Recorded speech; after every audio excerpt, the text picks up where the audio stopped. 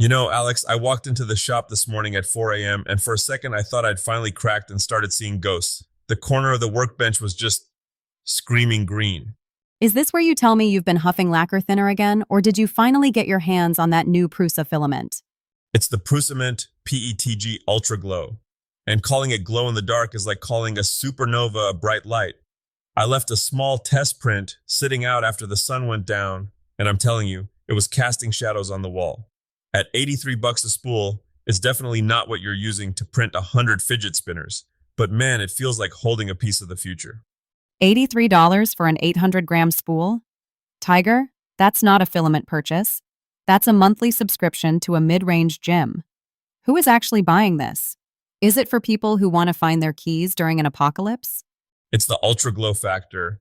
Usually glow stuff looks like a tired firefly after 10 minutes. This stuff has legs. I'm thinking safety markers on the floor of a dark shop, or maybe high-end art pieces, where the luminescence is actually part of the design, not just a gimmick. It's dense, it's heavy, and it's got that PETG toughness. Okay, I'll give you the glow. But what about the Quicksilver TPU from Bamboo? I saw the photos. It looks like someone melted down a T1000 from Terminator and wound it onto a spool. It is hauntingly beautiful. Usually when you want a metallic look, you have to go with a rigid PLA that's about as flexible as a saltine cracker. But this is TPU 90A. It's got that rubbery squash, but it looks like liquid metal. I printed a custom gasket for an old motorcycle headlight housing yesterday, just to see, and it looked like a high-end chrome component until you touched it and it squished. So we've got glowing ghosts and liquid metal. Are we making tools or filming a sci-fi movie? We're making whatever the imagination allows, which brings me to this freebie I found, Spiral Betty. Okay, Spiral Betty sounds like a name for a very specific type of grandmother who grows prize-winning zucchini. What is it actually? It's a web tool that takes any photo, your kid, your dog, your favorite wrench, and turns it into a single, continuous spiral SVG.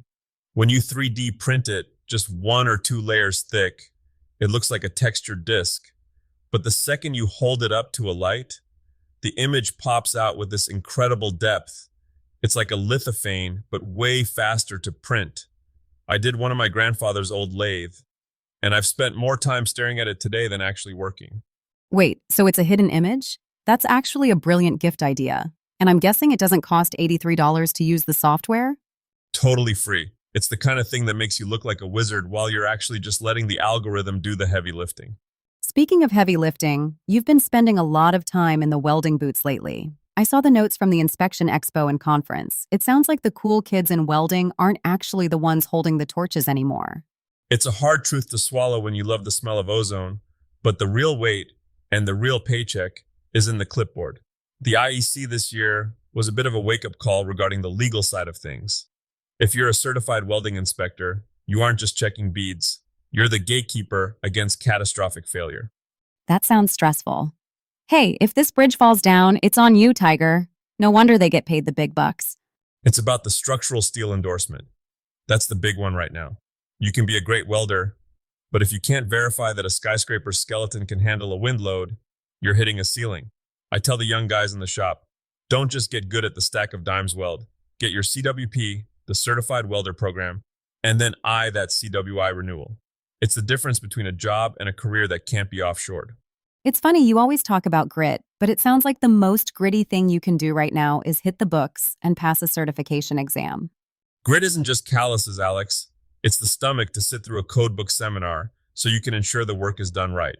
It's being the most competent person in the room, not just the loudest. Okay, let's pivot from skyscrapers to the maker-mogul side of things. You've been adamant lately that people are jumping the gun and trying to build empires before they've even sold a single birdhouse. It's the Instagram trap. Everyone wants a Shopify store with a logo and a brand identity before they've ever had a customer complain. I'm telling people, start with a service. If you have a CNC or a welder, don't build a product line. Solve a problem. So, instead of making Tiger's bespoke cutting boards, I should just tell my neighbor I can fix his broken lawnmower deck? Exactly. Look, a service is a low-risk way to find out what people actually value. If I offer custom CAD design or CNC routing for other makers, I don't have any inventory sitting on a shelf gathering dust. I'm getting paid for my time and my brain. Once you realize people keep asking you the same 5 questions, that's when you pivot. That's where the course correction comes in. You mentioned digital products. That's the dream, isn't it? I spent years showing people how to tune up a bandsaw one-on-one. I finally realized I was saying the same thing 50 times. If you film that, package it, and put it online, you're helping more people while you're actually out in the shop playing with your glowing filament. It's about taking the knowledge that's stuck in your head and turning it into an asset. I'll play devil's advocate here. Isn't the market flooded with how-to videos? Why would anyone pay for Tiger's course when they can watch YouTube? Because YouTube is a fire hose and most of it is just people showing off. A good course is a map.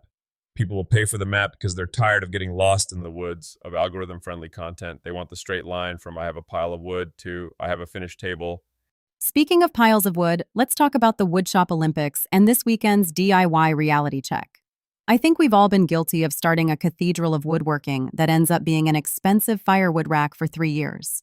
I have a mahogany jewelry box in the corner that's been waiting for hinges since the Obama administration. It's a sickness. We get obsessed with the masterpiece and we forget the project. So what actually sells? If I'm trying to make a little extra cash this weekend, what should I be focusing on? Think shop organizers, specifically what they call double touch organizers. Everything is visible, everything is reachable. People are obsessed with modular storage right now. French cleat accessories, sustainer inserts, anything that makes a chaotic shop feel like a surgery center. Why organizers? Why not a nice end table? Because an end table is a commitment. It has to match the vibes of the house. A shop organizer, it just has to work. They're quick to build, you can use high quality scraps, and the giftability is through the roof. If you give a maker a high-end magnetic tool holder made of walnut, you're a hero. And the Woodshop Olympics? Is there a gold medal involved or just fewer trips to the emergency room? The medal is a finished project. The challenge is simple. Pick a small build, maybe a mallet or a simple box. Set a timer for 3 hours. No over-engineering. No, let me just try this experimental joinery. Just build it. It forces you to find the most efficient path. You learn more about your tools in those 3 hours of focused speed than you do in a month of casual puttering. I like that. It's about building the muscle memory of actually finishing things. Finishing is a skill. We spend all this time learning how to cut, how to sand, how to weld. But finishing, with a capital F, is the mental discipline of getting a project across the goal line. All right, Tiger, give us the takeaway for the week. What should the pack be doing as they head into the shop tomorrow? Don't be afraid to let your projects shine in the dark. Whether that's literally using some glow-in-the-dark tech or figuratively by taking on the certifications that no one else wants to study for. The world is full of people who are halfway there. They have half-done projects, half-attained goals, and half-baked business ideas. The secret to being a master craftsman isn't having the most expensive tools. It's being the guy who actually stops talking and closes the lid on the box. Put the ultra glow on your career, put the quicksilver on your designs, but for heaven's sake, just finish something this weekend. Even if it's just a spiral Betty of your dog? Especially if it's your dog. Stay gritty, folks. We'll see you tomorrow in the den.